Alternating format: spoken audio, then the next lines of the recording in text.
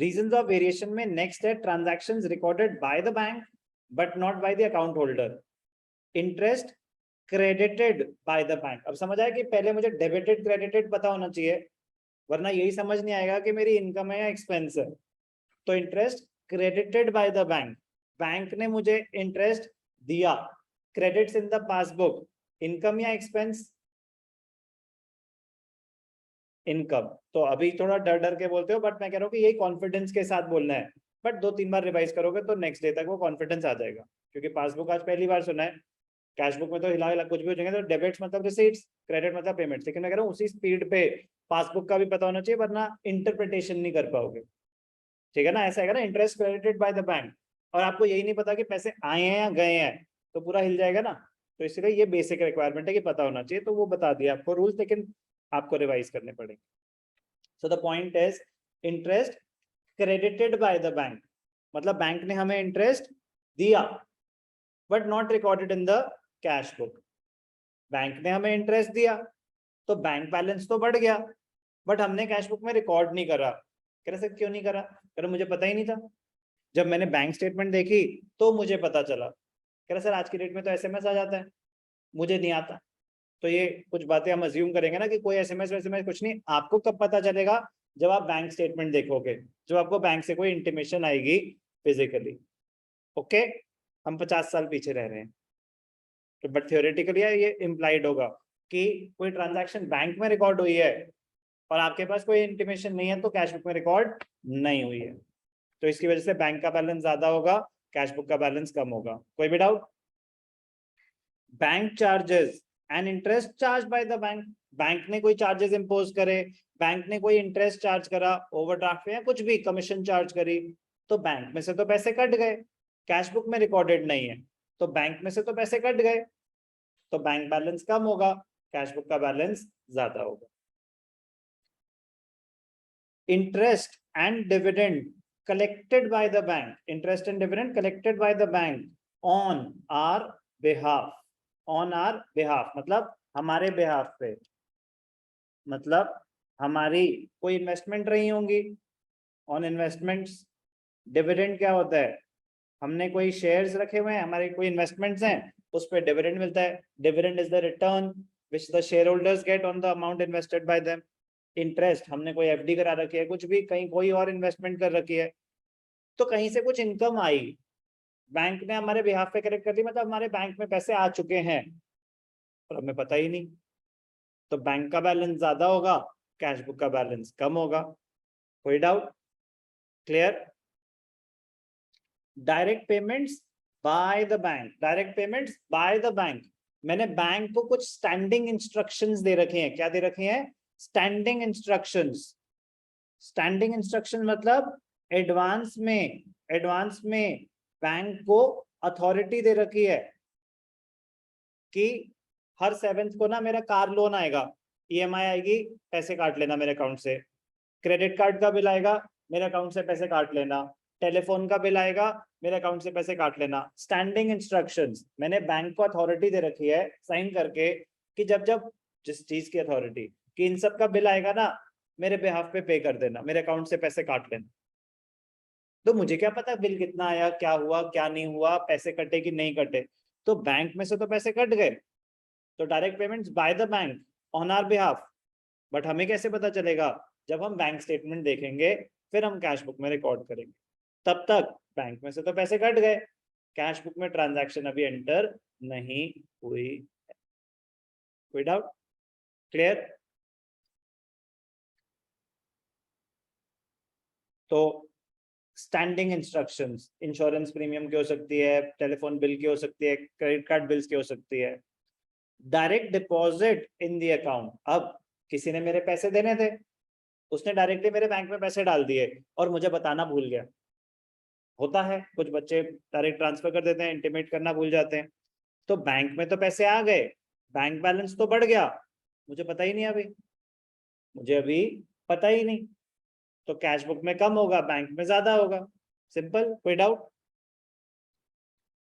Very very important, dishonor of a bill discounted with the bank, dishonor of a bill discounted with the bank। अब ध्यान से देखना, बचपन में हमने कहानी सुनी थी बिल्स ऑफ एक्सचेंज की, बिल्स ऑफ एक्सचेंज की। तो कुछ थोड़ा सा याद दिलाता हूं। बिल्स रिसीव्ड, बिल्स रिसीव्ड किससे मिलते हैं हमें बिल? From debtor. मैंने किसी को क्रेडिट पे सामान बेचा, वही देगा ना बिल मुझे, तो उसकी जर्नल एंट्री क्या होती है? Bills receivable account debited to debtor. Yes और नो? अब जो ये बिल आया, मैं इसके क्या कर सकता हूँ? एक तो होता है कि रिटेन करो भैया, जब मैच्योर होगा पैसे मिल जाएंगे। दूसरा होता है कि आप डिस्काउंटिंग कर लो। क्या कर लो? Discounting of a bill of exchange. Discounting कर ली, तो डिस्काउंटिंग का भी मैं आपको ऑलरेडी बता चुका हूँ कि मेरे पास एक बिल पड़ा हुआ था, 3 महीने का बिल है, ऑप्शन है 3 महीने वेट करो, या आपको इमीडिएटली पैसे चाहिए तो आप बैंक के पास जाके डिस्काउंटिंग करा सकते हो। तो बैंक कुछ कमीशन चार्ज करेगा और आपको पैसे दे देगा। तो बैंक ने आपको पैसे दे दिए, तो जितने पैसे आपको मिले बैंक अकाउंट डेबिटेड, जितनी बैंक ने कमीशन चार्ज करी discounting charges account debited to bills receivable. ये किस चीज की एंट्री है? डिस्काउंटिंग की। बिल दे दिया आपने बैंक को, तो इसलिए बिल रिसीवेबल गॉन, एसेट गिर गए। जितने पैसे आए, वो जैसे 5,000 का बिल था, तो बैंक ने 500 रुपए कमीशन चार्ज करी, तो बैंक में 4,500 आ रहे होंगे, discounting charges 500 to bill receivable. इसमें कोई डाउट? अब ध्यान से देखना, कहानी तो इसके बाद की थी, लेकिन मुझे थोड़ा आपको फ्लैशबैक में ले जाना पड़ता है। मैंने बिल डिस्काउंट करा रखा है। मैंने क्या कर रखा है? बिल डिस्काउंट करा रखा है। बिल पड़ा हुआ है बैंक के पास। पैसे किसने देने हैं मैच्योरिटी पे? डेटर ने। जब मैच्योरिटी हुई, बैंक गया डेटर के पास, कह रहा भाई साहब आपने बिल साइन किया हुआ है, पैसे दे दो। तो डेटर ने कहा पैसे तो ना है। तो फिर क्या होगा? आपने पैसे देने से मना कर दिया कि नहीं है मेरे पास पैसे अभी, तो बिल हो गया डिसऑनर। डिसऑनर, पेमेंट देने से कर दिया मना। तो बैंक क्या करेगा?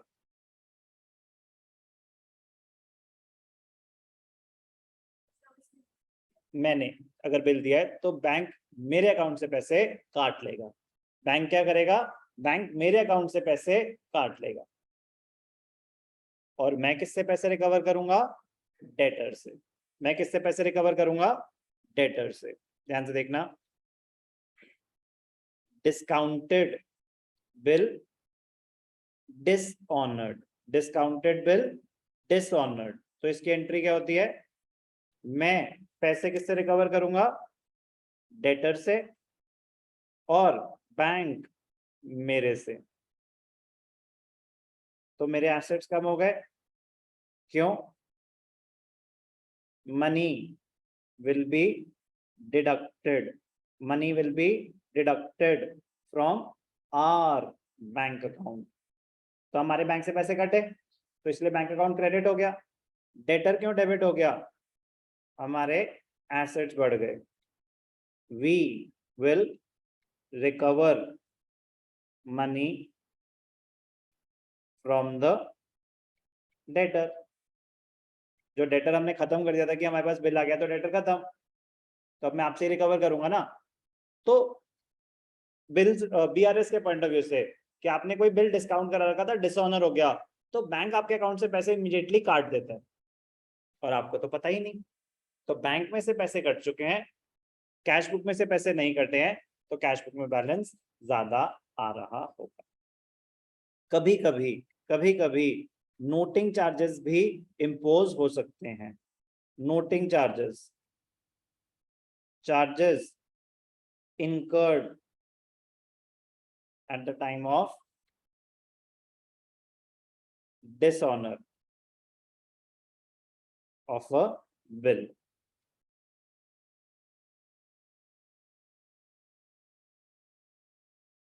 Registration of complaint. तो बेसिकली एक नोटरी पब्लिक, आप मतलब ऑफिशियल चार्जेस भी उस पर लग सकते हैं। तो वो तो क्वेश्चन बताएगा कि 5,000 का बिल था, 50 रुपए नोटिंग चार्जेस लग गए, तो बैंक हमारे अकाउंट से कितने पैसे काटेगा? Bill plus noting charges if any. तो 5,050 रुपए काट देगा, बस वो ध्यान रखो। तो डिसऑनर ऑफ अ बिल में बस आपको ये समझना है कि बैंक आपके अकाउंट से पैसे काट लेगा, बैंक में पैसे कट चुके हैं, आपको पता नहीं है, तो कैश बुक में बैलेंस ज्यादा है। If the bank does not receive the payment against bill of exchange or promissory note discounted by it, it will debit the account holder's account. वो कह रहा है वो आपके अकाउंट से पैसे काट लेगा with charges if any that it may have incurred. The account holder may know the amount debited when the bank statement or passbook is received. कह रहा बैंक में से तो पैसे कट गए, हमें तो पता ही नहीं था. Therefore, the account holder will record the entry on a later date, but till that time, the balance shown by the cash book and the passbook will differ. Cash book में balance ज़्यादा आ रहा होगा क्योंकि पैसे कटे ही नहीं.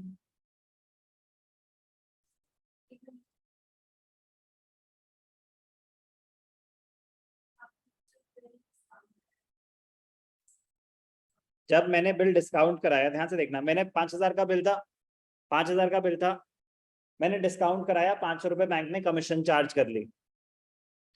Bank में आए 4,500, डिस्काउंटिंग 500 रुपए कमीशन चार्ज करी, 5,000 रुपए का बिल हो गया बैंक का. 2 महीने का बिल था, लेट अस अस्यूम. 2 महीने बाद जब बैंक गया डेटर के पास पैसे लेने, तो डेटर ने पैसे नहीं दिए, बिल हो गया डिसऑनर. बैंक पूरे 5,000 रुपए रिकवर करेगा. मैं ये नहीं बोल सकता कि आपने तो मुझे 4,500 रुपए दिए. कह रहा है भाई 4,500 दिए थे 2 महीने पहले, अब हो गया पूरा टेन्योर ओवर, अब पूरे 5,000 रुपए लगेंगे. डिस्काउंटिंग चार्जेस का डिसऑनर के टाइम कोई लेना देना नहीं होता. जितना बिल अमाउंट है बैंक उतने पैसे रिकवर करेगा मुझसे, plus if any other charges are imposed. Discounting charges माफ नहीं किए जाएंगे. क्लियर? तो transactions recorded by the bank, dishonour of the bill discounted, very very important. Bills collected by the bank on behalf of the customer. वही पैसे आए कहीं से पैसे आए, बैंक में पैसे आ गए, बैंक बैलेंस बढ़ गया, हमें पता ही नहीं, तो बैंक में बैलेंस ज्यादा होगा, कैश बुक में कम होगा. चलो डिस्काउंटेड से रिलेटेड एक इंपॉर्टेंट एंट्री और है, इसको भी कर देते हैं. ऑनर्ड. तो ये आपको सिर्फ बीआरएस नहीं, ये cash book, journal, accounting equation, accounts में कहीं भी काम आएंगी. Honoured our own acceptance. Honoured our own acceptance. अगर स्पेसिफिकली मेंशन्ड है बाय चेक, तो चेक से. तो ऑनर्ड आर ओन एक्सेप्टेंस, इसका डिस्काउंटिंग से कोई लेना देना नहीं है, बिल्स ऑफ एक्सचेंज से रिलेटेड है, इसीलिए करा रहा. याद है एंट्री क्या होती थी? Very good. Bills payable account debited to bank account. तो एक्सेप्टेंस हमारी एक्सेप्टेंस हमारे बिल्स पेबल होते हैं. तो ऑनर्ड मतलब मेड पेमेंट, ऑनर्ड मतलब made payment. Okay. Retiring a bill under rebate. Retiring a bill under rebate, इसका मतलब होता है payment of a bill before due date. Payment of a bill before due date at a discount. तो क्योंकि आपने due date से पहले payment कर दी, तो आपको कुछ डिस्काउंट मिला, रिबेट. तो 5,000 का बिल था, it was retired before due date, मतलब पेड बिफोर ड्यू डेट. तो 200 रुपए का अगर डिस्काउंट मिल भी गया, तो आपने पेमेंट 4,800 करी होगी. तो कुछ वर्ड्स, कुछ टर्म्स जो इससे रिलेटेड आ सकती हैं. Coming back to the reasons of variation, तो transactions recorded by the bank, clear. और लास्ट चीज एरर हो सकता है. एरर तो कुछ भी हो सकता है, उसके तो कोई लिमिट ही नहीं है ना. Errors and omissions. आपने चेक डिपॉजिट करा, बैंक वाले दिखाना ही भूल गए. आपने पेमेंट करी, दिखाना भूल गए. तो ओमिशंस कहते हैं दिखाना मिस हो गया, हमसे मिस हो गया, उनसे मिस हो गया, किसी से भी मिस हो गया. एरर, अमाउंट गलत हो गया, अकाउंट गलत हो गया, तो वो तो अनलिमिटेड चीजें हैं जिनकी वजह से कैश बुक और पासबुक का बैलेंस मैच नहीं करेगा. कोई भी डाउट? एरर्स एंड ओमिशंस तो मतलब एक कुछ भी हो सकता है, वो तो उन्होंने बोला कि, और मतलब स्पेसिफिक चीजें हो गई टाइमिंग डिफरेंस और transaction recorded by the bank. कह रहे और किसी भी रीजन से अगर मिसमैच हो रहा है, कोई भी एरर, कोई भी ओमिशन, तो वो भी हम देखेंगे कि कैश बुक ज्यादा है या पासबुक ज्यादा है, जो भी है उस हिसाब से ट्रीटमेंट हो जाएगी। डाउट है कि सर ये रिबेट का मतलब क्या है? Retiring a bill under rebate का मतलब होता है payment of a bill, payment of a bill before due date, payment of a bill before due date. मतलब मुझे पे करना था बिल 31 अक्टूबर को, मैंने पे कर दिया 1 अक्टूबर को। मुझे बिल पे करना था 31 अक्टूबर को, मैंने पे कर दिया 1 अक्टूबर को। तो बोल रहा है मैंने 1 महीने पहले आपकी पेमेंट करी है, कुछ डिस्काउंट बनता है। कह रहा ठीक है। तो रिबेट मतलब discount offered due to any reason. तो इसमें स्पेसिफिक रीजन क्या था? Retiring of a bill before due date, payment of a bill before due date. तो बेटा कल हम क्वेश्चन स्टार्ट कर देंगे बीआरएस के, तो उससे पहले ये सारी चीजें क्रिस्टल क्लियर होंगी, तो आपके लिए कॉन्सेप्ट करना इजी हो जाएगा।